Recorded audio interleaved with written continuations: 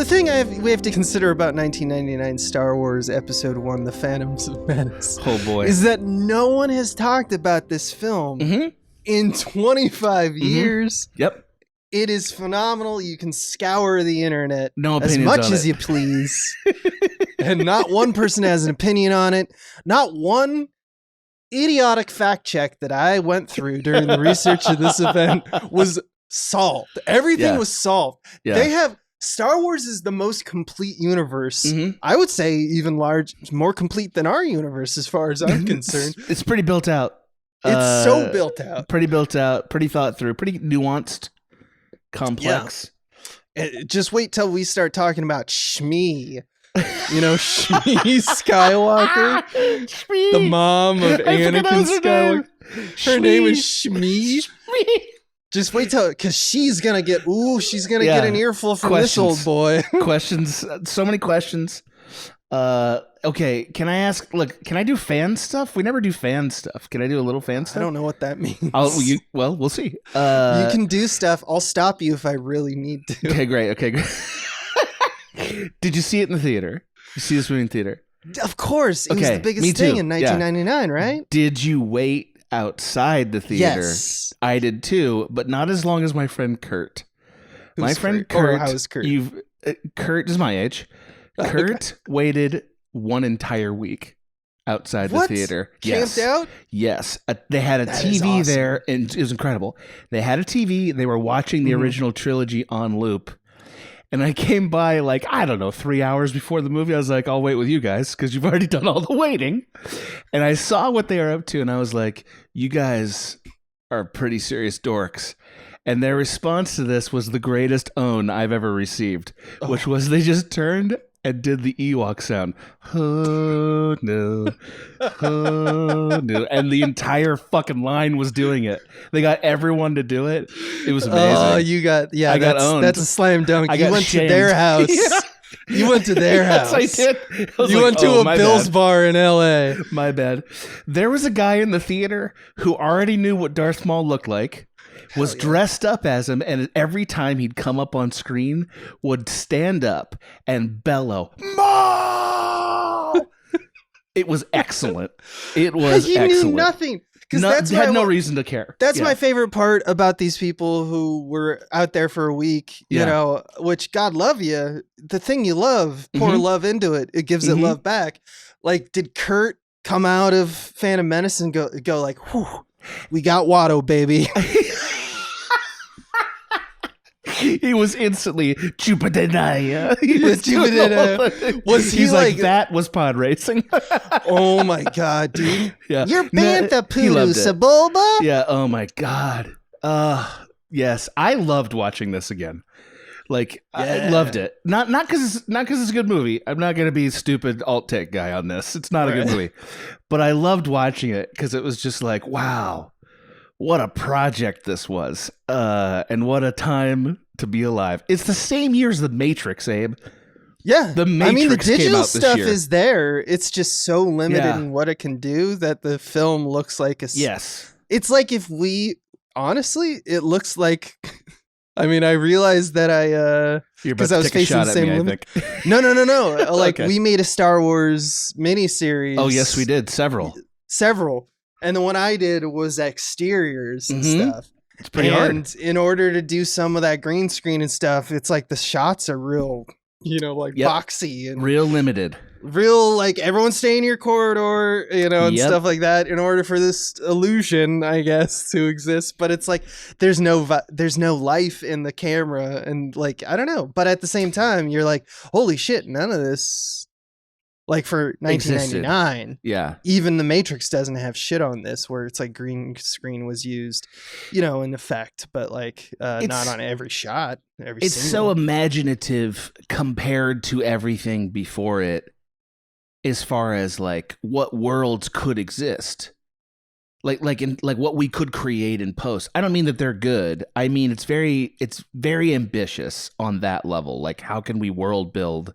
Yeah, like Coruscant is a huge offer. Coruscant is pretty awesome, I think. As a concept? As a concept. Like a whole whole city around a globe. Yeah. And he gave us some good shots of it, I guess. I think so. Like, that's just a hard thing to do at the time. I think there were some extraordinarily beautiful things in this movie. Not many. A lot of them, I think, were just not that we weren't really ready to do it at the level he wanted to do it. Or I guess we've moved beyond it, so it would need to be redone for us to feel it today. Yeah, let's remake the prequels, baby. Oh, yeah? You think they won't? I think they 100% will. Oh, they will eventually. Why wouldn't they? Why wouldn't you? Star Wars fatigue. It's not the best ones in the mix, but like there's going to be good movies. Yeah, they could be. There's going to be a moment where the generation that grew up with that being that beloved is having kids and now is more Star Wars. So within the next 10 years, I could see it. If you subtract the Gungans and Jar Jar specifically, but that whole race, and put something competent in there, you know what I mean? Something that's like inoffensive. Could this movie be one of the better Star Wars? Or is that it's still not good? No. No, not at all. The first scene takes it off the rails. It's pretty bad. I think the third line of the thing is our blockade is perfectly legal. Which is I didn't understand the behind the scenes conflicts, like what is happening here. It's bananas. I mean, it's like someone made a list of what things kids would care about: legality and blockades. By the way, that Viceroy's name is Newt Gunray. No, it isn't. Gunray is his last name? Newt Gunray. And it's not even spelled weird. Are we even allowed to make fun of those guys without being racist? Right? Because that's like the big... fucking ridiculous them and Watto. Is what it is. The way he says Senate every time really thrills me. Like he really holds on it. It's so offensive as hell. Yeah. Everyone's dunked on this. It was a bad decision made by everyone involved. Let me ask you this question. What do you like? What are the big offensive things that everyone agrees? Like, what's the stuff that's not worth talking about? Just like throw it out. Jar Jar, right? Jar Jar is on top of the list, at least when it came out. I know there's been resurgence. That's the thing about talking about this in 2025. Yeah, there's been memes. It has gone through like more so than like Harry Potter, more so than like even Marvel. Yeah, this franchise has gone through the memes, the roller cycle, coaster of emotions. Yeah, more than anything on the earth, right? And maybe Phantom Menace, maybe the prequels even the most. And Jar Jar is like a huge. I don't even know what I think about Jar Jar anymore. He's both been a sympathetic character in my mind, and absolutely the bane of all Star Wars existence. In another, I think Jar Jar's fundamental problem is actually writing, which I think a lot of these problems are fundamentally writing problems. But like when I say that, I mean Jar Jar the character never grows or understands what's happening. So he's not like Chewbacca or even C-3PO who's going through an emotional journey, you know, and like competent but weak compared to the big hero, or in Chewie's case sort of like reserved at times. He's none of those things. He's just, you know, there for jokes, a thing that Lucas kind of wanted in every version of this franchise. Like he made C-3PO the joke guy in the second movie, which was even worse in some ways because it was destroying a character that you liked already. So, or maybe you liked, I don't know. The fan service was not great fan service, which did not put the audience on George Lucas's side. Yeah.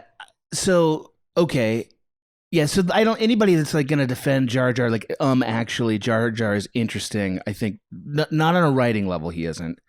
You can debate the way he's designed and his performance all you want, but on a writing level, he's not an interesting character. No, and yeah, writing is absolutely all of it. I would say that the kid did not do a terrible job. Jake Lloyd. And I know that Jake Lloyd he's okay. Had a bad time because people they haunted him. Yes. It's actual family. Like there's no reason that we need to dunk on this kid, but it's a bad idea from George Lucas to be like, it's not a bad idea to be like, okay, let's take our Hitler from previous and show him as a kid. Like that's a wild. Oh, you think on a concept level it doesn't work? Concept level, I would say that there's a fair interesting aspect about that. That's interesting. But the real problem is that now your like main hero is now a child. Yeah. And that's really tough to do unless you're making like a childlike whimsical Harry Potter type thing, where it's just like, oh, let's explore. There's only been a couple kid actors who would have been up for this movie.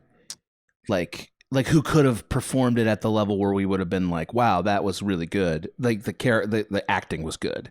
Yeah, but then it's you can debate the character all you want. That's fine. But the acting is like, I think it's a high bar. What we would need from an actor. All right, the big fight at Naboo, but there's no reason for Anakin to do anything, but we should give something to Anakin. So well, if we're going to give him something, he might as well solve everything. And then it's just like him just fiddling with dials, and then later, as a story conceit, like later, retroactively, we're like, yeah, it's because, the Force does, the Force, baby. These are not great story propositions because they don't lead one thing to another for reasons. They just say magic. Yeah, then this happened. Then there's a lot of this movie. There's a ton of people walking to a place, explaining what the next beat is going to be. There's a lot of that in this movie, and it's like this isn't the West Wing. You know what I mean? You can't really do quite as much explanation on the walking as you want. What if Sorkin's Star Wars The Phantom Menace would be so good? Because that actually is shit that he talks about. He talks about blockades and the legality of trade disputes. Yeah, ergo hoc, propter hoc, or whatever. he's and you have like Toby at the end, like creasing his face, and he's like, I'm not going to get these fucking goobacks. They're fucking... CJ's sitting there with Emperor Palpatine like, I can't... Mr. Emperor, I can't put this out in a way that's going to work for the Empire. I can't do it. For the Empire. I can't do it. He's like, you're going to do it. It's the right thing to do. It's the right thing. There's a senator from Naboo. He's just a fucking piece of shit. Get him out of there. Is he a piece of shit, or is he the only voice of the people need? That's Bradley Whitford, by the way. The Palpatines. Yeah. The Palpatine family.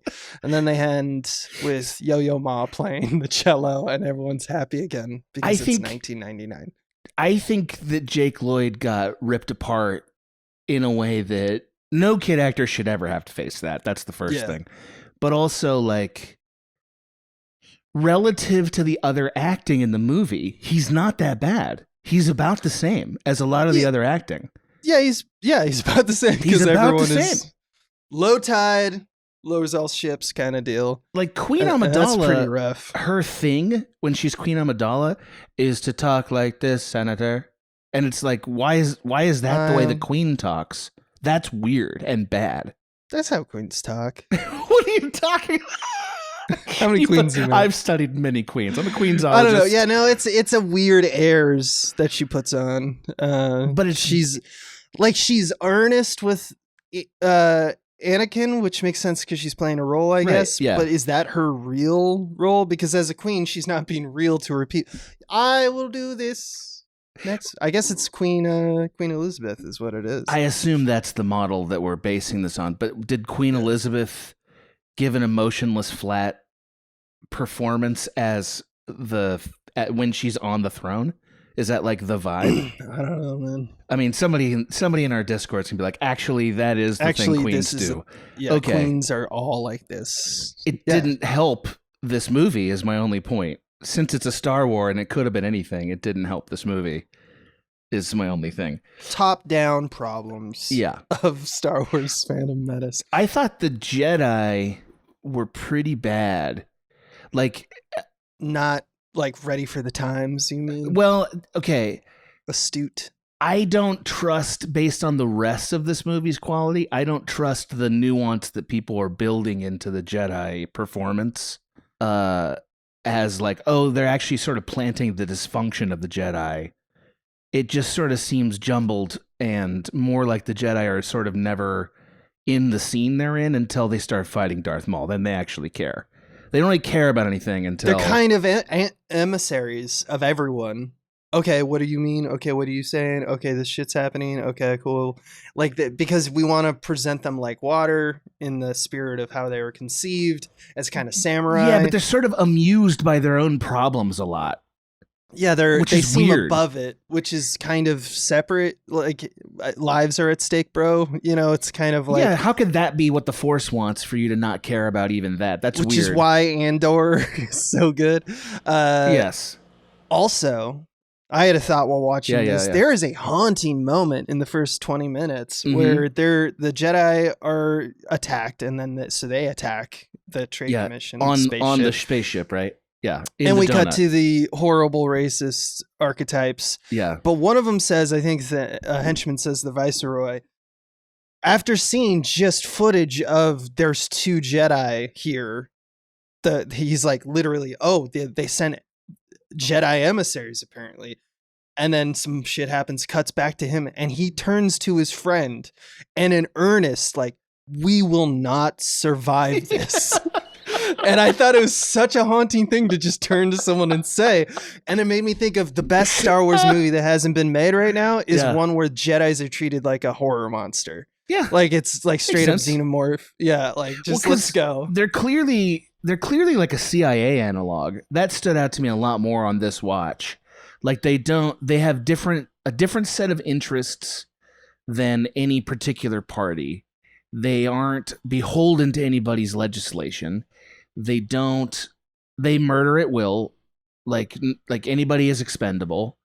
They also disobey the Queen's law, like orders and stuff. So they're not even like they're not beholden to the Queen. They're not only ambassadors. To this Jedi Council. No, basically a group of people were so powerful, had superpowers. So we were like, we can't control them. You have your own thing. Please don't kill us.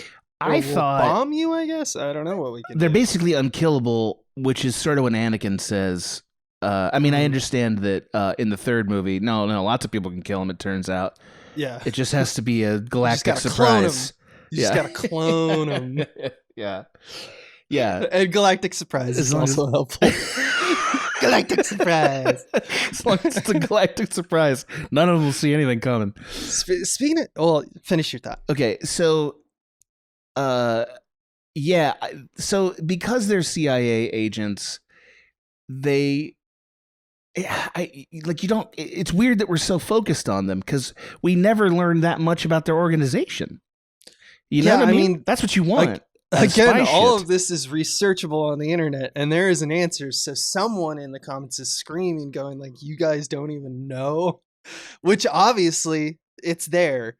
But like the movie and the first 3 movies and this, and like, I would argue the extended universe up to that point hadn't done a great job of informing us of exactly what the Jedi's, not like what their MO is from a mission statement standpoint, not from a sentence that says that we're here to do good in the universe kind of bullshit. Mm-hmm. It's like the machinations of Yoda and Samuel L. Jackson, who are like looking at each other and giving intrigue, and it's like, well, we can't let that happen, can we?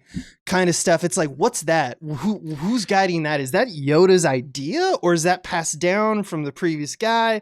Like, how old are these? I know it's prophecy, so it's a little, unique, but it always feels like they're not beholden to any motherfucker, and at any time, like it's so corruptible by the dark side. Obviously, so easily to corrupt. Obviously, the Jedi they're Council. not beholden. They don't have any authority over them. They're not even a co-equal branch of government. It's not like, oh, there's the courts, then there's the Senate, then there's the Jedi. It's like, no. There's the whole government, and then there's the Jedi who do whatever they want and just are generally good. Are usually friendly guys. Yeah. Seem to be all right. And which I guess is better than, if you're what we have. If you're a Star Wars-ophile and you're like, no, here's all the information based on the Timothy Zahn novels or the other shows or whatever. Yeah. I'm not accepting that information for the purpose of evaluating this movie and what it tells us. You know what I mean? Because this movie accepted only the first 3 movies as canon. Nothing else, none of the extended writings or video games or whatever were accepted as canon, is my understanding.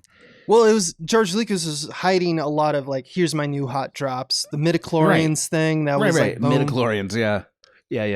Midichlorians. Everybody's all up in arms about midichlorians, and I don't really. I care like about that he midichlorians. took big swings. He always I do too. benefited from big swings. They're just really dumb swings sometimes. Well, so before this movie came out, he actually was rushing in interviews to sort of preface it and say this is a kids movie. Yeah, This is a movie made for 9 to 12-year-olds. Which is I don't think that's what the original Star Wars was. well, yeah. Do you think he really believes that? I have or some that he was thoughts on trying that to because fix it? this viewing, I actually thought about Phantom Menace. I was like, oh, when I think about what I liked about movies and Star Wars as a kid, I like this movie does have that stuff. Like I was thinking about like the Naboo, like not guard, but like the ladies that like the Queen has. Yeah, Like, her, when they're walking through guard or streets and whatever. they have like the sunfire dresses. Yeah, it's awesome. And like everyone has little packs and the guns are cool. I was like, dude, that's the shit I loved because I just liked imagining being those people running around. In that way, both of them are. It's just like it does feel like a 40-year-old man's version of like, okay, what a kid's like, just that stuff. I'll just put a bunch of stuff like that in. But the story is not like. No, they don't match. That's not a kid's movie. All the creatures had a bit more of a Muppet quality. They were a bit more cutesy and silly than the original So you're Star talking Wars. like more of a tonal problem. Well, I'm saying I could actually see that he might have decided. I don't know if he decided it before the movie or realized it after the movie. I don't know, but like all the creature stuff and all the design of creatures, a thing that Star Wars was pretty fucking good at. In the first three, right? Like they were not safe, even though Star Wars was trending that way in Return of the Jedi. There's a real leap toward childishness in the design of creatures and worlds in this movie, I would say. Yeah, I mean, Return had the Ewoks, even little teddy bears that walk around. And I know people are pissed off and will always be pissed off about that, right? Because it should have been Wookiees, blah, blah, blah. And so I understand that Phantom Menace fits on a continuum. I'm just saying it's a noticeable jump. It's like, wow, this is a lot more childish, like the way the creatures act and look. There's a lot of jokes too, just to keep it like the levity, so that kids aren't like, wait, am I supposed to be paying attention? No, just watch Jar Jar put his mouth in a laser beam. The Gungans throw electric balls at the droids, and it's the most toothless way to kill a droid I've ever seen.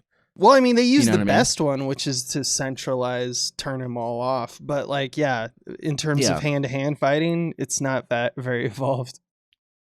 Right. And it's like, okay, this is the big battle, right? Like this is, hey, because it's CG, we're going to do it in the open field. We're going to have an open field battle. That's the concept here, right? Yeah. There's no way they can get a natural advantage on their home planet. Like, take them to the sea. Yeah, why didn't they take them underwater? That's their home turf. Or at least what are we doing? Yeah, there's got to be a Napoleon. Come on, Boss Nass, leader of the Gungans. Okay, can I make one obvious observation? I know everyone in the world has made it. Of course. It just bothers me when I watch it. English is their natural language, right? So why are they so bad at it? They don't speak I don't know if it is language. I think they probably do. We didn't see it. We never saw that. And then we should have saw it. That I get the feeling there's a little, like, some things aren't solved in the universe of George, but a lot of people are doing a lot of work. A lot of ducks are kicking to help George justify some stuff. So here's my observation, because I agree with you. Okay, great. Yeah. Do you think there's ever been a Star Wars character who fucks more than Boss Nass? I know you're going to say Lando Calrissian. I know he does fuck. I wasn't instantly going to say it. I think a lot of people have been talking at the water cooler, just Boss Nass is the one for me. And you think it's do you think it's the mouth thing that he does whenever he's satisfied? Yeah. Is that just whenever he's angry or happy? It doesn't seem to have logic. He does it twice, and it's in completely different situations. I'm going to ask you another stupid question. Is there a female Gungan? Are they asexual? I got to look at the wider shots, but yeah, there's no presented. Queen which once again, more proof that Boss Nass is be fucking, he's not he's tied got a harem down, or whatever. Yeah. But yeah, they're not in the war councils at the very least. I don't see them ever see a female but Gungan? They may, we don't know anything about the Gungans. Maybe everyone looks the same, except for Boss Nass. Yeah, everyone but him. Maybe the rest of them all split, like their cells divided. Yeah, maybe there's only one. Jar Jar's like, oh, it's my time, and I got. He just splits into two. Yeah, that's exactly right. So I do want to talk about the serendipity of Jar Jar. Sure. Jar Jar as a character is fascinating. Yeah, to me. great.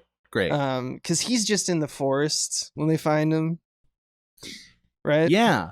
Just running around out there, lonely as hell. Probably doing pervert stuff. Yeah, and he's banished from Gungan City, right? He's very shady about why he got kicked out. Yeah, he's shady about that. And we're going to find out he's a liar. Jar Jar Binks was banished from Gungan City for being clumsy, with the final straw being when he crashed Boss Nass's personal Hey Blibber submarine. They kind of mumble that line out. Yeah. Yeah, they mumble that line out, but there's a big question about if he caused the fire to begin with, his clumsiness. And then once he was trying to fix it, he drove the thing into a rock or something, right? Which seems to be the events that the Gungans believe. Clumsiness. So you're exiled because they're just you're a hassle to deal with, random guy. And he's also proven that when we go to Tatooine, that it's not clumsiness that gets him in trouble most of the time. It is a lot, like putting your mouth in a laser. He straight up steals. Constant. Yeah, he's a he does not understand social mores of this is my stuff. He tries to take from the vendor. He steals from the Skywalkers. He is clumsy, yes, but he's also nefarious, I would argue. Interesting. Yeah. Do you think Boss Nass is promoting him to general so that he'll die in the field? He's getting Uriah the Hittited? Okay. Is that what's happening? This time, my read, which has been different from every time I saw it, I don't know why it clicked this way. I actually think Boss Nass is way smarter. And Boss Nass was when they did the Jedi mind trick on him, he knew what was up already. And he was like, we'll do that for you. Oh, yeah. Yeah. Because he kind of has this grin after it. And the same grin kind of strikes his face when he's like, you're going to be a bad general. Because he uses bomb dad, I think, which is a bomb dad general. Can be used. It's used like bad in that it's this is a bad situation. But also at one point, Jar Jar says about the Jedi's killing a bunch of people. He's like, ooh, you're bad, in the Michael Jackson way. So I'm sorry, are you dissecting their language for meaning, Abe? Yes. So bomb dad means it's a double entendre somewhat. And I think he's you're going to be a great general, but he means to say you're going to be terrible. Sure. This is incredible. Thank you for bothering. I love it. I believe everything you said. Dude, the Nass cannot be stopped. Nass is killing. Yeah. Nass is killing it. And he got that big crystal thing at the end. He's like, look at this shit. the glowing orb of peace. I looked that up. I was like, what is that? Lombardi. Glowing orb of peace. Yeah, the globe of peace, they call it. Where he shrieks peace at no one. Or at everyone. What does he do with it the minute that ceremony's over? What happens to the globe of peace? Oh, it's going right on the mantle where he fucks everybody. It's going to be like Zion. It's in his bedroom in the Matrix. It's overlooking them all. Yeah. It's a part of his. It's welcome to the Boss Nass, baby. I got the orb of peace, motherfucker. What do you have?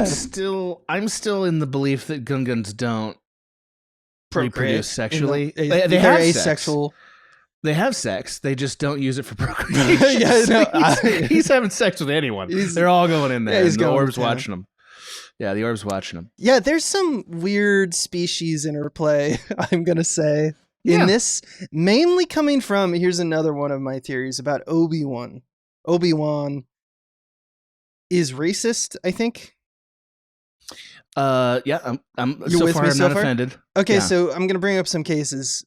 When they find him in the forest, Obi-Wan doesn't have time for his shit. His first line isn't even to Jar Jar, even though the three of them, including Qui-Gon, are standing there. He looks at Qui-Gon in particular and he says, "What's this?" I just want us to think about where Obi-Wan comes from, which is a galactic culture spanning thousands of years, multi-species planets, probably for generations and generations. Obi-Wan wouldn't bat an eye at a new sentient species or life form. But he says, he's like, what's this? Also, he's a Jedi, and Gungans are one of the main species on Naboo. Like, the planet, the culture, they're very well versed in it. So Padme and the Emperor are, like, from there, right? Right. Granted, they aren't relevant galaxy-wide yet. They're the first charge of, like, this empire taking over. But the Jedis are aligned with the Naboo against the Trade Federation, and it's like being an embedded reporter in a different country and seeing a local and just asking, like, what am I looking at here? Like, that's pretty racist. And I wanted to point out one more thing, which is he does this again with someone who looks very similar to him, a little white boy. At one point, the Obi-Wan does this again when he sees Anakin, and he goes, "Why do I sense that we've picked up another pathetic life form?" I know. I thought that too. So he just hates everybody. Fucking A, man. Fucking A. He hasn't aged well. This Obi-Wan. Yeah, Obi-Wan sucks, dude. Maybe that's the last lesson Qui-Gon forgot to teach him. It's like, and also don't be racist. Yeah. He's like, before you go into trials, you gotta keep a lid on that shit, dude. Cool it, man. You can't just talk. Very like much cool it. Like, I got your back. I'm in it now. Yoda's gonna see this. Don't you dare say shit about Yoda right now. Just don't ask what he is. Don't ask what he looked like when he was younger. Just fucking cool it. Fists with his hands. He's so angry about Yoda being in charge. He's like, give me the birth certificate. Oh. Fucking Obi-Wan, dude. You even have thoughts going on behind those beady eyes. Yeah, he's such a fucking racist. Incredible. There's incredible. So much racism. Great point. In this. This movie, yes, has a lot of racism in it. It's pretty bad. Here's the one. Okay, so we talk about Watto, and I know there's a big battle. Watto, it's like obvious. Yeah, it's like not even like because he's Arab/Jew coded. For a lot of people, argue that, and I kind of see it. The voice actor and the people behind the scenes have said, "Oh my God, we didn't mean it to be like that. He's like an Italian guy," which I don't know if that's better, but like, how did that get all the way to the end without anybody bringing it up? But that's the thing is that it's just like you can choose to do other stuff. But I mean, Disney has had a problem with this for a long time. I'm looking at you, Jafar. Well, this wasn't a Disney property when it was made. Disney purchased it later. But I just mean like mass culture and, the whiteies. I mean, I understand how a thing can get way down the line without anybody thinking about it. But like, that one's a tough one. He's on screen a lot. And it's just surprising nobody thought about that. It's not the greatest argument, but I do want to say one last thing about Shmi Skywalker. Just as a backstory, as Anakin says, she gathered enough gambling debt that she and her 3-year-old son at the time were sold into slavery. So she gambled her way into it. Yeah, it's pretty fucked up, Shmi. What kind of gambling we're talking about here? I mean, it sounds like life-threatening. Not only will he gamble the lives of the slaves he owns, he'll gamble on which one he's going to gamble. Yeah. He'll throw a 2-sided dice. He'll do a bet on top of the bet. Yeah. No, he's just for the hell of it. He's addicted. Yeah. He was having such a good time at the race for a pretty long time. Dude, Tatooine is so much cooler in this than it was ever. Way better. Way better. This justifies the inclusion of Tatooine as often as it is in this franchise. You know what I mean? Like, it's like, oh, I'm glad we went to Tatooine because we got everything we wanted out of it in this particular run.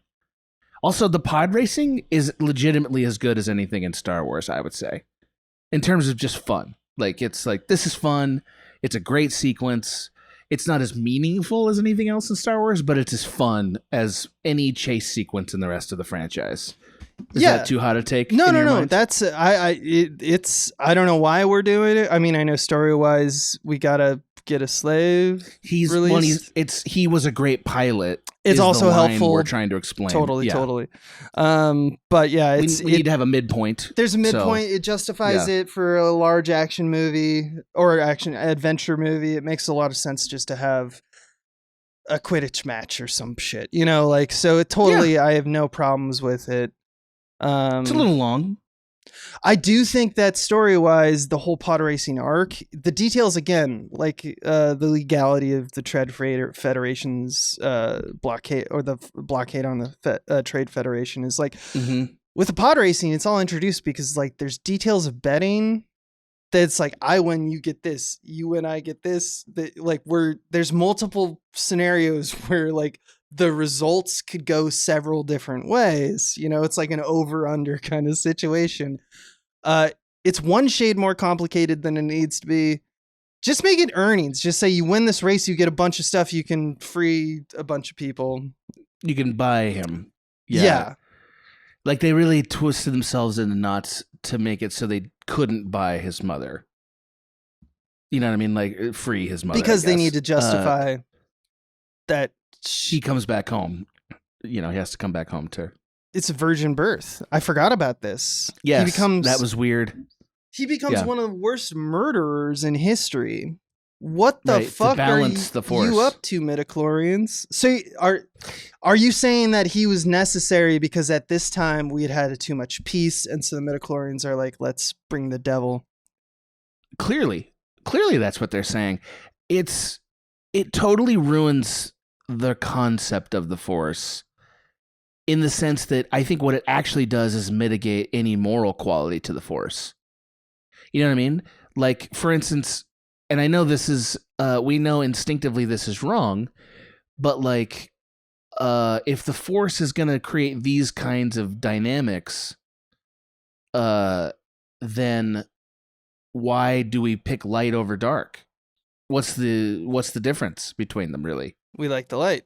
Well, I think just because we met the light, better. That's, you know what I mean? Like, we've only heard the pitch from one Dark Jedi with any kind of depth, and it's in the third movie. And I would argue it's also the best scene in that movie. When it's like, oh, this is what the dark side believes. That's interesting. Like, if the light side's like, no, balance is important. Balance meaning all these good ones got to go so we can have a dark period. That's important. And so we have the Council of Jedis who are like, the dark is very terrifying. It's too easy. You can't do it. And then on the other side, we have this guy who's like, I won't explain anything I'm doing. Also, here's my best friend. He looks like the devil. Like, it's like, oh, shit. You're not doing great PR, Dark Side. You could be, like, you put one Stephen Miller on the dark side, and that thing is turned around. Like, you got people signing up, people lining up. You think that would help it? Oh, yeah. You don't think that there isn't, a few boys with blasters out in the universe just waiting to shoot someone? I think you're assuming the dark side is all about murder and domination of other sides and stuff. Well, they clearly don't care about collateral damage in that regard. But neither does the light side. For argument's sake, I'll cede that both sides were kind of in a dilemma of like, we'll do what's necessary to make sure the other side doesn't win, and we're in that type of stalemate where morality is kind of loosened itself from the war. See, to me, the Force very clearly has a kind of yin-yang vibe to it. It's not... The Force is not the Lord versus, the evil. Like, that's not really the kind of conflict this is. And I think that this prequel series is sort of digging into that a little bit, but also is a little afraid of making it convoluted, so they just kind of don't explain it. They have a bunch of words that are meaningless, and then words like prophecy, a thing that a yin-yang Force doesn't need. There's no need for a prophecy. You know what I mean? Prophecy, why? For who? For what? Like, to restore the balance, to make it unbalanced so that later it can be restored. That's why we're doing what we're doing. If the Force is but the Force doesn't need... The Force is not the same as a Judeo-Christian Islamic being. So it's not asking you to worship it. You know what I mean? It's just invisible, literally, yeah. Well, and it's just a hand that moves the tidings, like the tides, right? Like, so it's providence. There's no need for it to have any of this. Yeah. None of this matters. That's Cody's favorite bit, and it is a great bit. It's true. But it's also translators. That's what I was paying attention to the monologue this time. The midichlorians explain to us the will of the Force, so they're translators. Whatever they are, they translate. They seem to be conduits for like the future. So they're not even necessarily the end all. Like the bug isn't an individual bug, or the collective of bugs isn't even necessarily a deity or a force of providence. They're just speaking. They're the mouth of Sauron. They are a mouthpiece. They are the prophets, technically.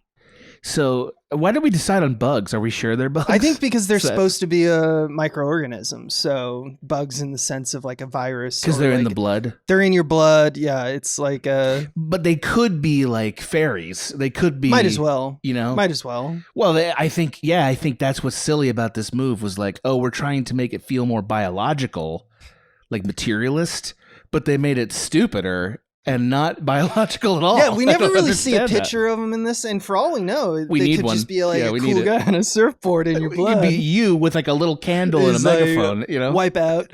You know, it could be, they could be chilling. Light side, baby. Yeah, light side, baby. But sometimes dark side. Remember, all is balance. Let me tell you what happens to that kid's future. It goes good. How do you surf?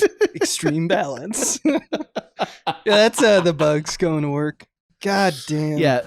The midichlorians. I also love that Qui-Gon steals this kid's blood to test it. He could just say, "Can I have a little sample of blood just for some testing?" No, he tricks the child to take his blood. Like, what's that for? Oh, testing for infection. This is an observation a lot of people have made about Qui-Gon, who's not necessarily a good guy either, because he constantly is using Jedi mind tricks. Like in Obi-Wan's case in the first, New Hope, he was like, he did it a bunch to pieces of shit, which also Qui-Gon does, but he almost seemed like he would try other things before he straight up just go, okay, you know what, fuck you, guards. He would try. Of course. But Qui-Gon's just like walking in rooms going like, I don't want to deal with that shit. I don't want to deal with that shit. He brainwashes people at the drop of a hat. Like just whatever. Like you know exactly what kind of guy Qui-Gon is on Tinder. Like he's swiping. No. His swipe rhythm. But yeah, he's pretty he's also a bad spy. The Jedi seem incredibly poorly run, and like if you really had this, like this thing really existed, they'd certainly be embedded with like senators, and like they would have a lot more contact with the politicians of their time. And the machinations of the movements of the galaxy, for sure. Yeah. They would have let's meet. Because they're mostly spies or like insurgents, like hidden, even though they're the most visibly obvious thing in the universe. Right. And they refuse to like not wear robes or carry a lightsaber and stuff. They're not really diplomats. It's occurring to me as I'm thinking it out. They're actually the executive branch of this government. Like they make it seem like the chancellor is the executive branch of the government, right? But really the chancellor is essentially like the head of the House of Representatives. You know what I mean? Like the chancellor takes motions and signs things into law. It doesn't seem like the Jedis approve or disapprove laws. All the enforcement of law is left to the Jedi. Yeah, they're like an elite class. They're the ones. They're the Navy SEALs. But they also run wars and shit, we find out in the third one. They're like generals, which is crazy because that means Palpatine was really so hidden that he maneuvered through the Jedi outside of the purview of the Jedi to do this crazy manipulative thing of vote of no confidence to get Terrence Stamp out of office. That's wild. Palpatine. Does this trilogy? Really yeah, he is really. That's why they can never quit him. They just love him so much they got to keep bringing him back. I mean, he is very fun in this role. Just quick question though, like, do they ever explain why he's able to be undetected? Does that ever get explained in the franchise? I think he's just talented enough at that. I'm sure there's an answer because he had to have a master. I don't know the answer to who was the Emperor's master. It's implied that he killed his master. Well, yeah, but I mean, someone had to teach story. him these things, is what I'm saying. Right. You know, granted, there could be virgin birth, there could be virgin, you know, like his brain is all there. Anti-virgin birth, but we get no explanation. The mystery makes it sweeter, I guess. But yes, and I think they're right about that. It's kind of the same principle of the Force, that they should have known and not done what they did. Right.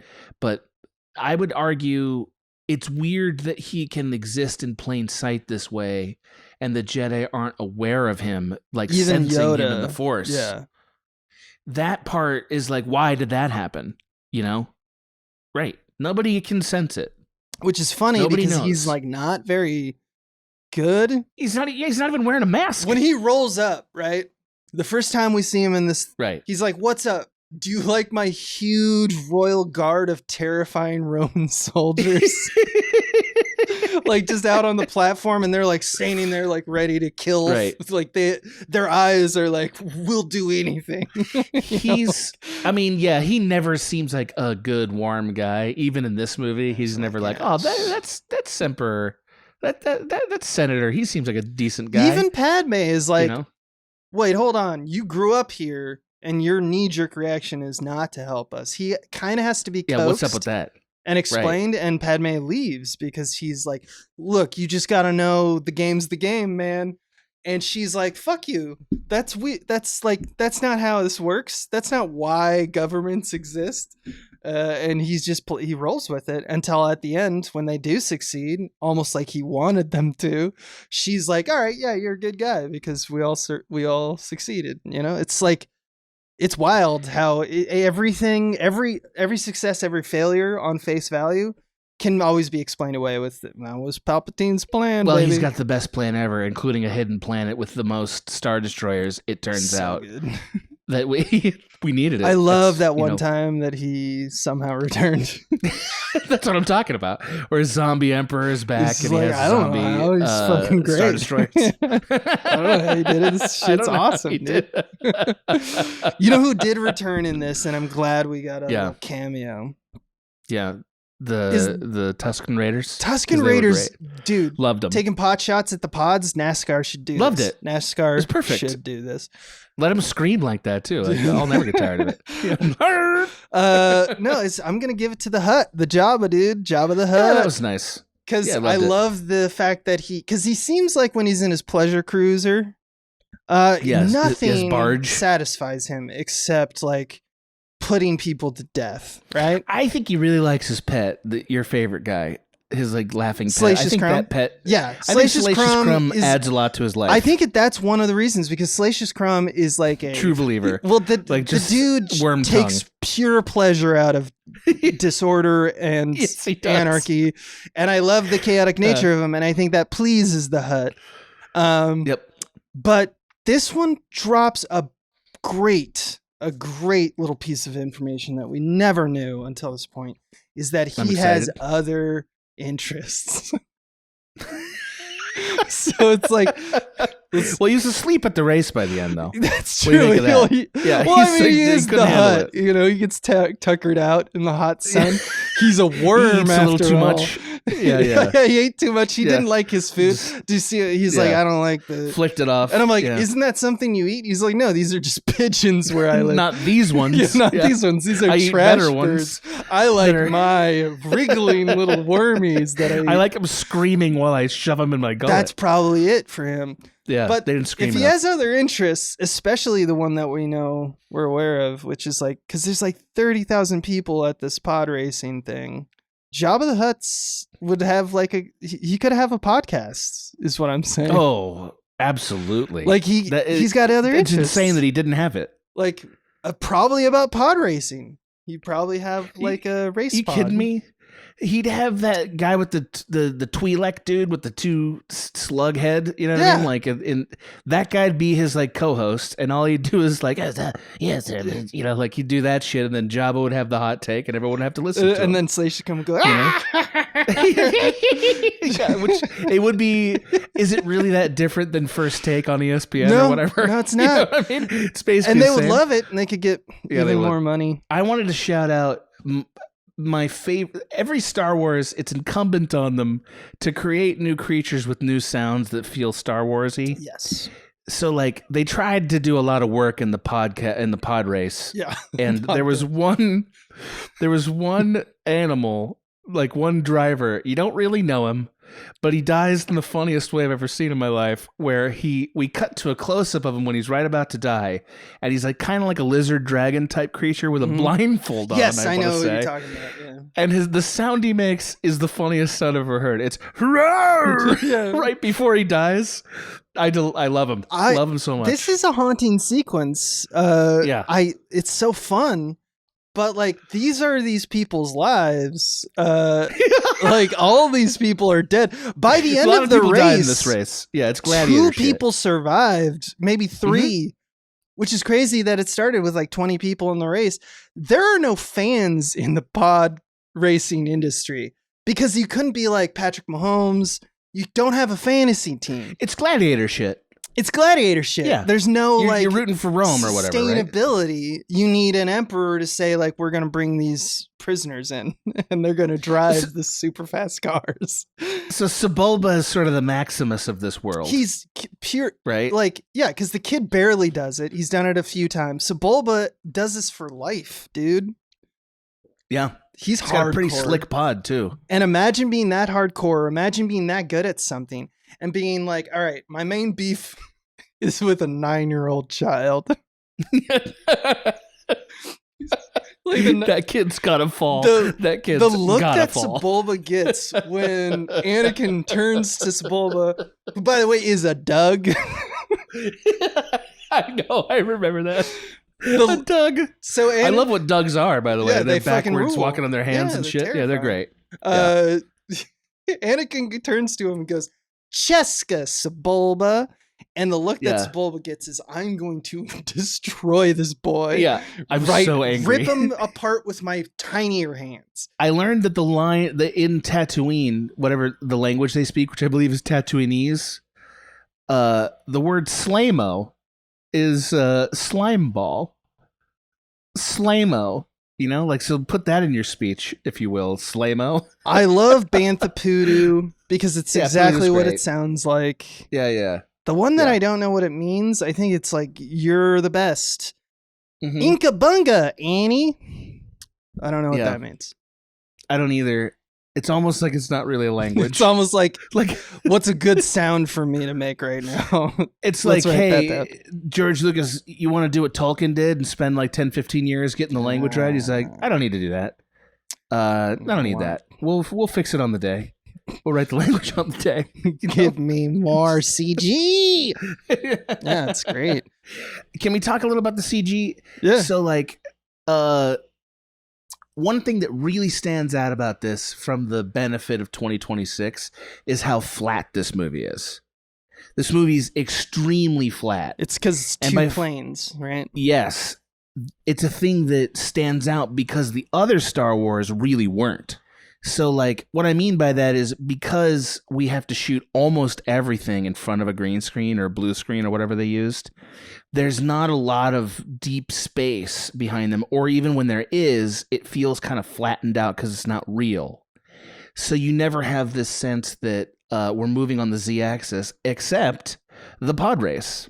Yeah, the pod race felt filled out. Yes, and a little bit the space combat, which I think why they have it. Those are the 2 times where it's like, oh wow, we're really doing a Star War here. You know, because they shot it like the miniatures, right? Yeah, I think so. The rest of it, it's so flat and or cluttered that the movie feels kind of claustrophobic, actually.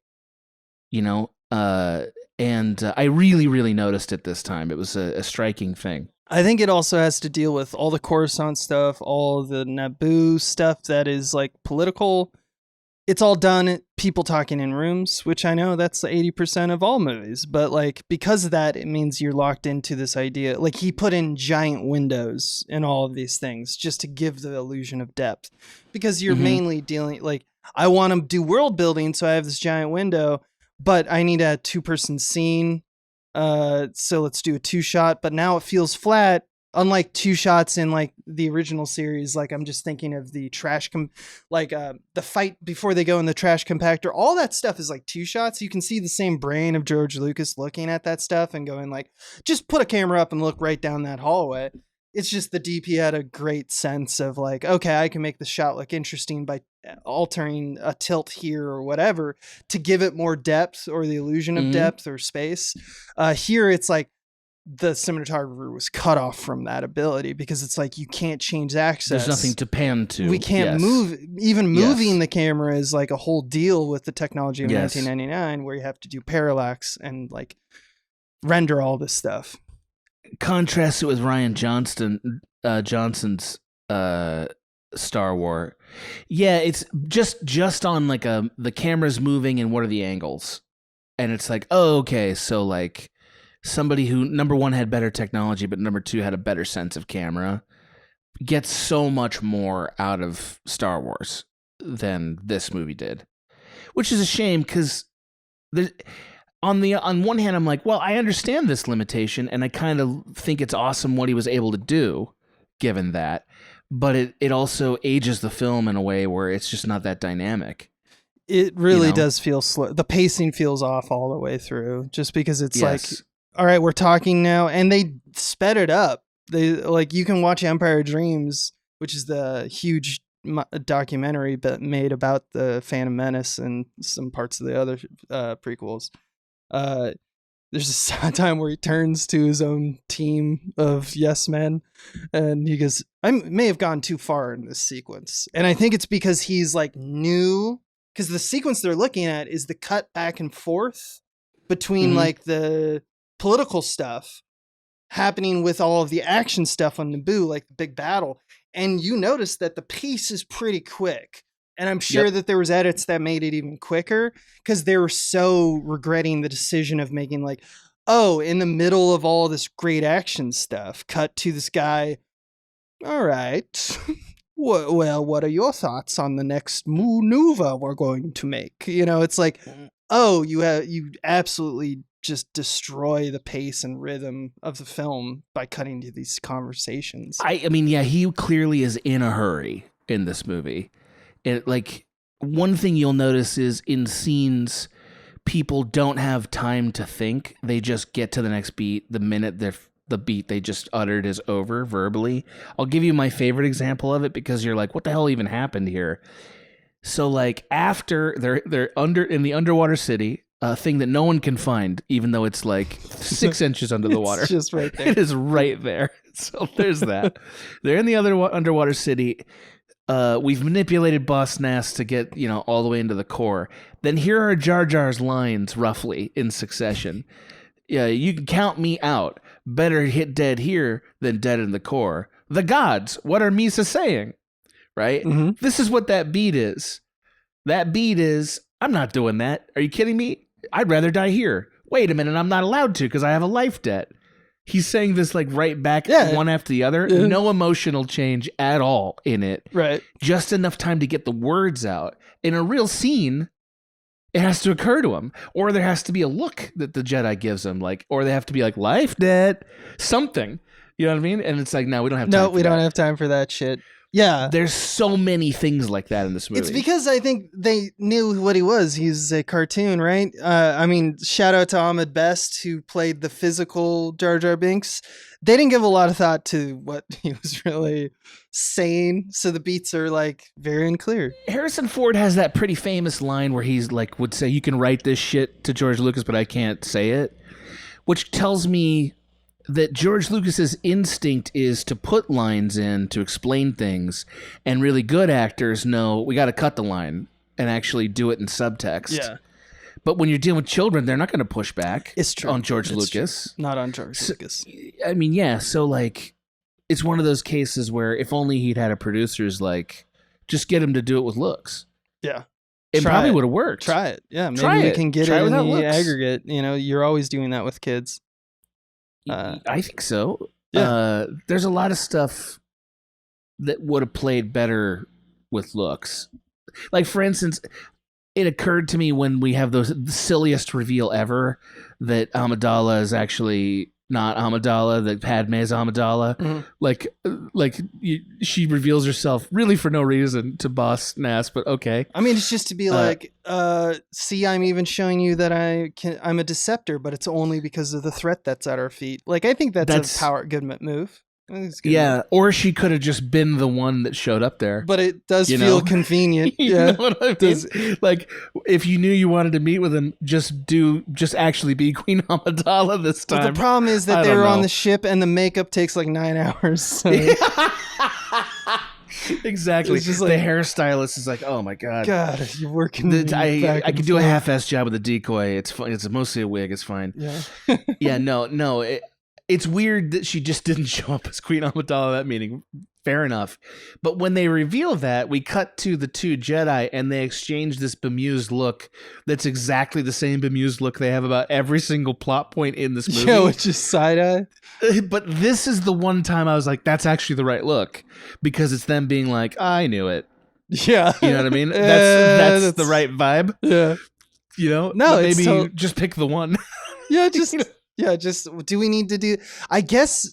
Yeah, the whole idea behind it is what if the Gungans try to off me, so I should have. Yeah. But that's already starting your meeting with like, just in case you were trying to kill me, I took these. I prepped for it, but it's not a good way to get a deal done, I guess to say. Abe, you want to hear my favorite and biggest weird miss of this movie? Mm. There's a lot. But it's been unheralded so far, and it is the needless point of view shots from C-3PO when Anakin is wishing him goodbye. Yes. Anakin's saying goodbye to him. You've been a great friend. Hope somebody finishes you. Right. And for the only time in the movie, we cut to POV shots of C-3PO. We're in his actual vision looking at it, and it's like, why? Why do we do it? Philosophically, it's so interesting because it opens up other questions, which we don't necessarily have a ton of time, but I do want to ask and just get your take on it. Because obviously, what's that device doing is it's making us think about how he's a machine, right? It's a separation through camera format or strategy. Yeah, okay. To isolate one person from another, to say you are my creator, to remind us of that fact, right? And I know that a lot of people have poured a lot of time and energy into explaining what the fuck droids are in Star Wars and what their like pecking order is. We're clearly in this film coming in hot based off the last 3 films about how we treat droids, right? Droids are treated well by the end, like Return of the Jedi, like even C-3PO's there. They have good moments. Fucking medal or whatever. Yeah. But this one is straight up like, okay, so a bunch of droids died, but this one survived. Let's thank him immediately. That's like a step that for some reason, I don't feel like the original trilogy would even, like any of the people would have done. We grow to be okay with C-3PO. Everyone is like, all right, get the fuck away from me now. Until they start being valuable, I guess. Like, which to me means that they are second-rate citizens. And I know this is a world that slaves just exist. So that is also true of humans to some extent. But I always wonder about the pecking order here, because we can always just make droids. I guess we can also always just make people, but like it's... Yeah, we're cloning them in 10 short years. This boy is like basically a god to this droid, right? Yeah, right. And I know You've been a great pal, God says to him. Yeah. Yeah, okay. And that's like weird, like I don't know how to navigate these waters in terms of what's like, are they heralding? Or are they centrist or are they progressive in terms of droid rights? I guess is my question. Do you think that's changed? So connecting it to this POV shot thing, I think Lucas is somewhere in his mind identifying more with the humanity of the droid. Sure. Right. Yeah. The sentient humanity by getting into his point of view. So, but also like C-3PO is basically comedy relief in the prequels. Mm-hmm. You know, he's just there for, oh yeah, and then jokes, especially in the second one. I mean, that's kind of true in A New Hope too. In A New Hope, he actually connects us to, like, he's the thread that winds the hero's journey together. Yeah, well, I mean, until they get off R2 is, Tatooine. and he is the translator for R2. He's the R2 droid relations. Correct. It's two people with one part, really. R2 is the one who's an actual hero that we love, I think, and C-3PO is more all the funny. heroic deeds throughout all of Star Wars is R2. R2 is the only droid that including this one. Yeah. Well, yeah. That is R2, by the way. Yeah, he's the hero droid, right? Exactly. Which I think is it's very funny. Yeah, it's very funny. So he's on Naboo just working. So my answer to your question is centrist. I think Lucas is in a more centrist-y spot here. Yeah, okay. So yeah, I think so. Yeah, because I just don't get the feeling. I do get the feeling that this movie wanted to up the like droid rights stuff. Yes, we all love droids, so let's thank the droids. But be more aware of it. Yeah. But I don't think that the people that in the Star Wars universe are written to be that way. It's only until the later films where we had like, what's his name, Poe Dameron or whatever, who's like talking to his droid because he has no one else to talk to. Like that's an interesting, a legit friend. There's like a friend like Wilson the like volleyball kind of idea. Like what if you don't connect with me, and then also maybe you do connect with me. You're more than just a volleyball. You know, like jumping that step is never really done in the prequels, never really done in New Hope. They're just like, sometimes we like to thank these little boxes of metal. Other times, who gives a shit? Abe, best lightsaber fight? Is it this one? Go. It's pretty good.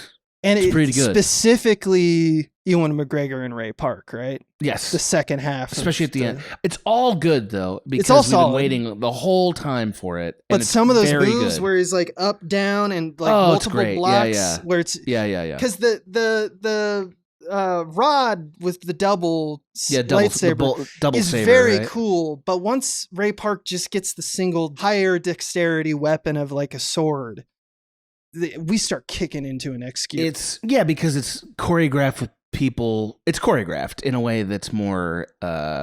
It's not about emotions. Dad fighting son, you know what I mean? Like the way that basically every lightsaber fight was up to this point. It's like, no, we're gonna do a combat scene. You know, and it's very good and still emotional because I think the defeat on Qui-Gon was pretty awesome. You know, and the way through the heart.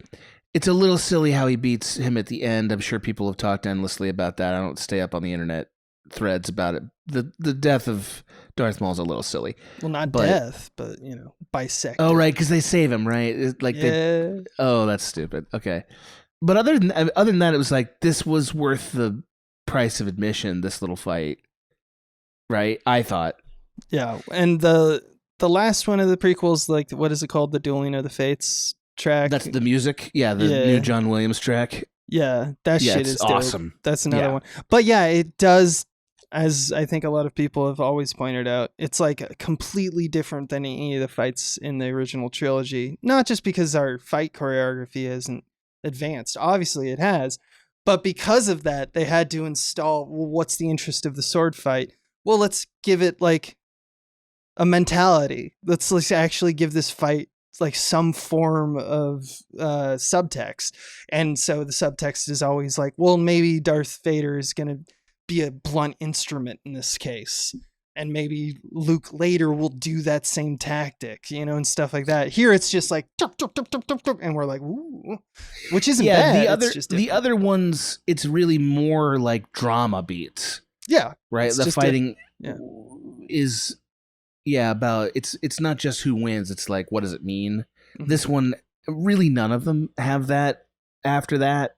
They're just a little bit more like Marvel cards fighting each other. That's why we get Yoda in the second one, and we get Yoda versus Emperor, you know, which I don't particularly care for, but I understand how Star Wars nerds might love that.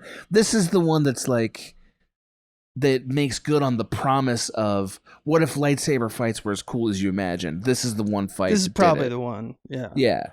It did it. And it's pretty awesome. It's pretty awesome. There could be more of that. I'd be into it. So the robot one's no good. In the third one, no thanks. Nothing. Thanks. With the 4 lightsabers, it's like, nah, I'm not. I don't care about that. Where he's like, are you a bug or are you a machine?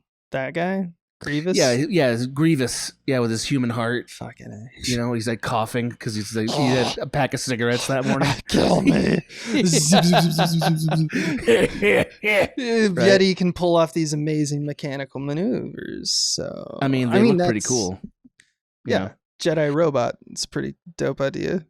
Talking about Darth Maul. Ray Park, obviously, the face and action star. The voice is done by Peter Serafinowicz. Oh, it's a different person. But I don't remember one thing that he said. Like, is it just grunts? Like, I'm unsure. He's got a couple like, yes, my master. Like, just like 2 or 3 lines like that. He clearly should have been more of a part. I don't know why they chose not to do that. They should have had one scene. It would have been done in one scene where we get to see, like, what's their... take their shoes off at the end of the day, put on their comfy sweatpants, sit down. You want one scene that's Batman and Joker in the interrogation room, right? Where you get a little bit of the what do these two do if they can't fight? Yeah. That's what you always want. Tactics. I mean, every Sith versus Jedi scene is also a conversation, except this one. Well, I think that's the nature of the Sith, though, right? Right. It's all top down. Obviously, you got Palpatine is the top, Darth Maul's the bottom, and that's just how it works, baby. It's just one-way street. Well, I mean, like I think the audience, we wanted to spend more time with Darth Maul, and it would have been fun for us to see some scene where, probably with Obi-Wan, where they have some kind of interaction that's more meaningful. Instead of just he shows up, Qui-Gon fights him for 10 seconds, and then Qui-Gon jumps on a ramp and they get out of there. Right. And Darth Maul's like, with his giant lightsaber handle. You're like, why is his handle so big? And you'll find out why. You'll fucking find out why. Because he's got a double. He's got 2 lightsabers in there, which, by the way, it's just 2 lightsabers glued together. Because if you cut that thing down the middle, it's 2 lightsabers. Yeah, that's the brilliant engineering of the lightsaber. He just glued it together. He screwed it together. Or the hit was so picture perfect that it just sliced right between the cases. Could be. But I do like the idea that it's just like a husk with 2 interchangeable cases. So he could go with, like, I want one to be red and I want one to be green this time. Yeah, it's just like a little PVC pipe. He just sticks them both in there. Yeah, that's all it is. Yeah, it's not high tech. Not really high tech. It's just 2 butt to butt lightsabers. Yeah, butt to butt. That's right. I'm glad. I know that you want to be done. I could go another hour on this. I could go another hour on this because I realized that there's a whole bunch of shit we haven't talked about because this movie does not stop. It never stops. Like I feel like we haven't even we talked about the Gungans for like 20 minutes. Which I feel like I'm not done with the Gungans. Me neither. Let me ask you this question: is Naboo a good entry into Star Wars? Like, did we create another cool planet? Yes. I'll say I think so. Yeah, I think so. I mean, it's a cool looking planet. It's different from it's a lush planet, but it's different from like Endor or any of those. It's not Tatooine, especially because I like that this one has a good balance of you have like the Tatooine, you have the lush planet, and you have the Coruscant / like Empire City style. Coruscant and Naboo are the coolest additions from the prequels to like the pantheon of Star Wars planets, right? It's a cool setup, and just the idea that it's like a shared world. Yeah, there's more. I than like one species that's there. unique. Even though it does beg me questions about, like you mentioned, speaking English. Like, how is the shared culture? Because obviously they coexist. They're peaceful. Padme talks about it, says we've been peaceful even though we don't interact a ton. Why is that? Like, what's the machinations that cause that? Is it because they're all clumsy? Is it because It's the marble. It's the glowing marble, Abe. That's the thing marble. That keeps the peace. What kept them from, at this point, being friends? And my guess Sharing is the throughout marble. all history, we've seen that if they aren't friends, they're enemies.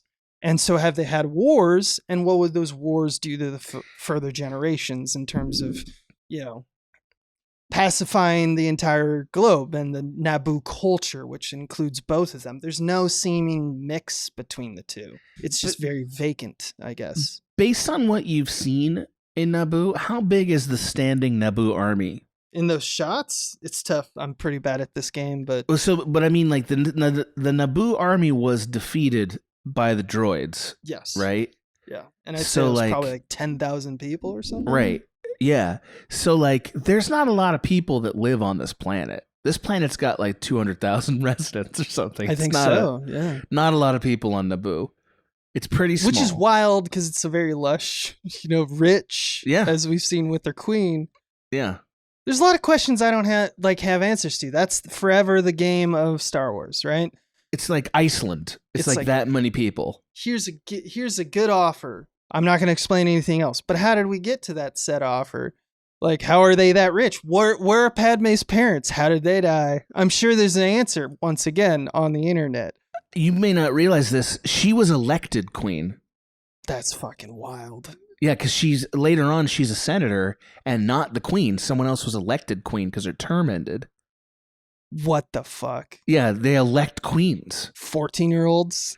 Yeah, apparently she ran a successful campaign to be elected queen. What's her name in election? It's Reese Witherspoon. That means at 11 years old or something, you had the plans, because this thing doesn't happen quick. It doesn't happen overnight. You had plans to be like, I'm going to be youngest queen. That's a weird thing for an 11-year-old, but I guess I love that you made that point, because she would have to be that like driven, like I got to prove it or I don't deserve like to eat or whatever. Like, I guess you could do a grassroots kind of deal. Or, she could have just had a popular meme. She could have had like a pretty funny cat, 6'7". and they're like, "Oh yeah, she's the 6'7" of Naboo, Sith 7, Sith. There you go. Sith 7. Hell yeah. Yeah, I'll do this all day. I don't give a fuck. God, yeah, I could talk more about C-3PO, but I won't. There's a lot. I know. There's so many things we could be talking about, Abe. It's like I also noticed this movie didn't need to start till about minute 22. Yeah, I mean everything leading up to the Jedi being on Naboo. Didn't need any of it. It could have all been in the crawl. Right. And I'll be honest, a lot of our observations, again, have been made by, especially if you have you watched the Red Letter Media takedown? The only media about Star Wars I've ever consumed, except for Star Wars, like commentary, is stuff that I had to for Cracked. I've never been... It's beautiful. Like into... Like, here's all the extended theories or universe. I read the novels when I was really young. Oh, wow. I read, like, this Timothy Zahn novels, which I really liked, and then the Jedi Academy ones, which I didn't care for so much. And that's really it. I picked up some stuff from video games, but I don't really know what from the video game worlds matters. See, I'm only movies, but I have been on the internet forever. So I don't listen to the memes. Cody and I once had a debate coming back from some kind of a Cracked like team lunch or something. That's when I found out he was a Star Wars fan, about the problems with episode 1. And I was like, oh, this is what the internet thinks about this. I had no idea because I didn't care about it. That's beautiful. Yeah. So no, go ahead and fill me in on a Reddit thread or tell me that everything I said is a joke someone's already made. No, it's just it's the way to be honest. Yeah, it's just I'm honestly always terrified of the Star Wars Gestapo walking around just because we're on the internet. Well, no, I mean, I think a lot of people are more playful about it. Like for a lot of people, it's a love. It's a second part of their identity. But those people are our age now. Yeah, they're but not I mean, kids. You can still feel threatened if you're a fan. Like if someone's dunking on your thing. I'll tell you now, man. I teach a new crop of college students all the time. They just don't. None of them watch Star Wars. Yeah, of course. Star Wars not a kid's thing anymore. Right. It's for the people listening to this pod and us. Yeah, exactly. But like my point was just that like the Red Letter Media stuff. It's like there's been observations that we've made in this that I'm like I can't even remember because it's been a while since I've watched that thing. like, I'm pretty sure all these observations have been made because it seems like a low-hanging fruit at this point. Sure. Because the zeitgeist have spit it out. It's the kind of thing where you go to any other franchise or like a smaller franchise and you get a lot of these moments where you go, oh yeah, that's true. That is dumb. Right. But with Star Wars, I don't even know if the dumb stuff is even like, it's even interesting to point out that it's dumb at this point. Yeah, who knows? Because it's like, I think everyone has said that this is dumb. I don't know anymore if I can even make that observation. It's just interesting how this thing has really gone through the gears of the back alleys of the internet. Of pop culture conversation. I mean, that I know things about Jar Jar's family, dude. Did you know that Jar Jar's dad killed himself? Get out of here. I'm not kidding. Yeah, you are. I'm not kidding. That's a thing? Get the hell out of here. No, I don't believe you. I'm not having it. Not having it. Not having it. Not even close to having it. The force is strong. This movie made $1 billion. Good for it. It's the second highest Star Wars grossing. Second highest. That makes sense. I think because it's like the promise. The absolute promise. I don't even think Marvel, who had highs that were even higher, like with Endgame. I think Endgame might have made more money adjusted for inflation. But like that had like a near perfect, or Star Wars had a near perfect run. And then 16 years later, this comes out. Everyone was there. It's not comparable in my mind because like Marvel was putting things out every year. So it's building momentum to this big finale. That's a completely different story than people who are like essentially given to some people's minds the greatest thing that has ever been created in the earth. And then 16 years pass by and not a peep. I mean, auxiliary, like video games, books, all that stuff, but like not a movie. And then suddenly someone's like, George Lucas is back on the saddle, baby. Let's go. And it's there was nothing about Star Wars' history being made, really. Like, meaning, like, he had kind of an open carte blanche to tell whatever kind of story he wanted in the past. Like, obviously, it was going to add up to Darth Vader. We knew that. But, like, beyond... And he was deciding what the world is. Like, what was it? And some of the decisions I thought were kind of interesting. I don't think he's always wrong. He's not like a broken he's got good clock. Ideas. Yeah, he's got good ideas. That's why Star Wars is good. But it's also, you can see how some of the ideas that are not so good in Star Wars are also ideas that are not so good. Like he gets away. It's just everyone needs an editor. I think he needed a partner who sort of evened it out. Like he didn't really... I don't know if he wrote the other two Star Wars. He didn't direct Empire or Return of the Jedi. No.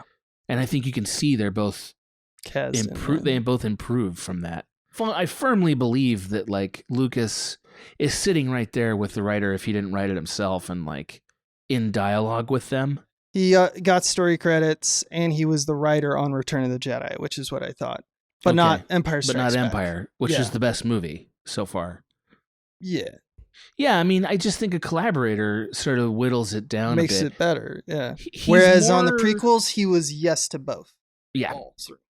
He's much more creative and bold about what kind of story he wants to tell than anybody else has been with Star Wars, except for the Andor creator. Yeah, Gilroy. Yeah, Gilroy's great. But like, just the idea of telling a democracy slide into ruin, that is what the prequels are about. Mm-hmm.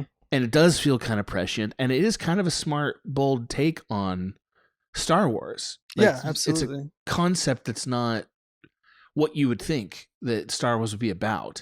And like, even though we dunked on the trade policy stuff of it all, as everyone has, sure, the idea of something mundane causing the fall of an empire is like absolutely true. We see that kind of thing. Yeah, he was prescient about that. It almost feels overnight in some instances, and then other times it's like, oh no, this has been building since the beginning of fucking time, it seems. He might have... The thing with tyranny. He might have been doing incredible work in the way that he sort of makes the Jedi so insulated from facts and makes the Senate so dysfunctional that like that work might have been really strong actually in the backbone of this otherwise pretty silly movie. You know? Yeah. It almost like that feels stuff's like good, actually. that stuff's good. I do think the point about the Jedi being like, it gives this feeling, illusion of safety of being like the outsider. We're not causing the problems. We're seeing things also clearly. We got to stay out of it to stay above it. Stay out of it. Yeah. It's kind of comedians. You ain't got to tell me, buddy. It's kind of Kill Tony. That's all right. I'm just saying, no one has said canon. Yoda is not secretly Joe Rogan in a suit. Yoda would 100% have a experience podcast if he could. They're about the same size. They're about the same strength. I can't believe you dare offend anyone like this. Oh, the way you're doing it. Our Lord and Savior Joe Rogan. I love it. The keys to all comedy. This thrills me. I'll tell you what I would do if I was Grand Chancellor, Abe. First order of business. Yeah. If they were, instead of Palpatine, I won the election. Here it is. First order of business. I get those fucking Senate pods locked in place unless it's their turn to talk. Every time somebody's trying to talk, they get in the pod floats up so everybody can see him, right? And then there's just people flying in and interrupting fucking willy-nilly. You know what I mean? Like, it is just a clown car in there. And it's like, you know how you fix that? Just take away the ability to move the fucking platform. Right. Lock them in place. It's fine. Maybe give them a camera. We all know cameras can fly around in this universe. You don't even need one on everybody all the time. Even our Senate figured that shit out. They don't have open mics everywhere. They have one open mic. You walk up, you talk at it. You know what I mean? So if you're out there monologuing, you can't have like someone run up there and like, actually, we hate that bullshit. You know what I mean? Like, you can't have, that doesn't happen in the Senate.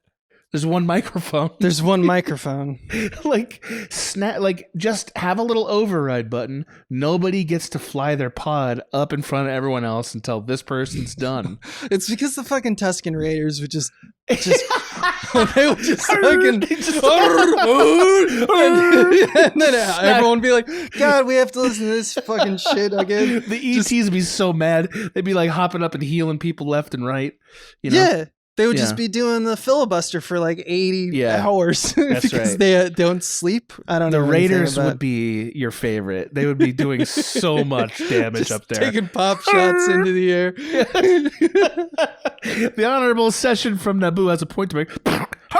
It's because they were floating on these devices. They would try to hotwire it so they could steal it and leave. You know, like there's good parts in this, man. We could sell this to the Jawas. They have to be in one with a bantha, so they got a big giant bantha. They're riding. Yeah, they got to ride out of there. Bantha's just shitting everywhere.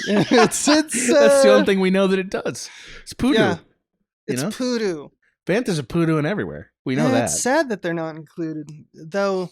It's not as sad, and I realize I got it wrong. By the way, Jar Jar Binks' dad, his name is George Binks. Get the fuck out of here. So he named him after himself. You are wrong. And you're right. You're right. I am wrong. I claimed earlier in this podcast that he shot himself. I am incorrect. Look at how George R. Binks, father of Jar Jar Binks, unsuccessfully attempted to commit suicide after being stranded on an island with his clumsy son. I hope you got that from Wikipedia or whatever. Yeah, I did. You know? Yeah, I bet you did. I bet. Yeah, you look like you did. I believe you. Yeah, you look like you tell the truth. I know. You have exactly the truth-looking eyes right now. I see them. I think it's a good place to end it, my friend. I think we both need to get shot by a Tusken Raider. That's how this ends. Hey nerd, it's Abe from this episode probably. If you haven't, you should go to patreon.com/smallbeans because there you can give us some scratch and we'll give you double or triple the content you get here on the free feed. We have a Discord and sometimes we update you on our movie that we're making. It's frankly nuts. I don't think anyone's ever done anything like this. So go to patreon.com/smallbeans, nerd.